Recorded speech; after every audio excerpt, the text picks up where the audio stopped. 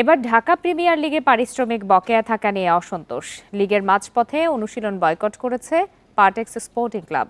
টাকা না পেলে বৃহস্পতিবার ম্যাচ বর্জনের হুমকি দিয়েছেন ক্রিকেটাররা। বান্ডেল থাকলে প্রতি সেনমানিতে টাকা বাঁচবে। বিকাশ সেনমানি বান্ডেল কিনে জিতুন প্রতি লেনদেনে।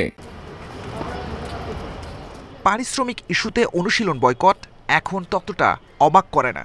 বিপিএল এর পর ঢাকা প্রিমিয়ার লিগেও একই অবস্থা। পার্টেক্স স্পোর্টিং ক্লাবের ক্রিকেটাররা টাকা না পেয়ে হতাশ। অনুশীলন বয়কটের পর ম্যাচ না খেলার হুমকি তাদের।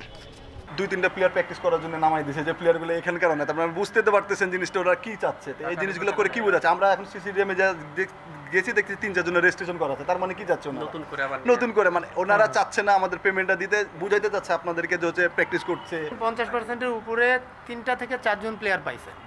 আমরা যেটা অনেক সেটাই বলতেছি। বাকি একটা প্লেয়ার ওই 50% টাকাও পায় নাই, কেউ 20%, কেউ 30%। যারা ম্যাচ খেলতেছে না তাদের কি অবস্থা?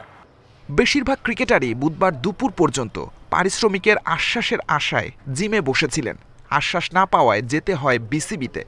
সংকট সমাধানে বোর্ডের দ্বারস্থ ক্রিকেটাররা।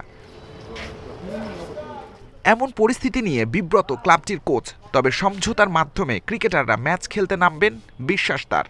তারা একটা মনোমালিন্য করছে, রাগারাগি করছে অফিসিয়ালদের সাথে। তো এটা ঠিক হয়ে যাবে, সমস্যা নাই। রেজিস্ট্রেশন তো 2 জন মাত্র।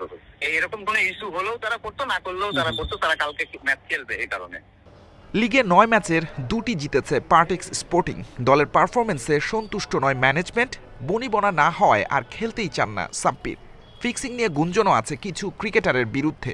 সব মিলিয়ে জটিল অবস্থা।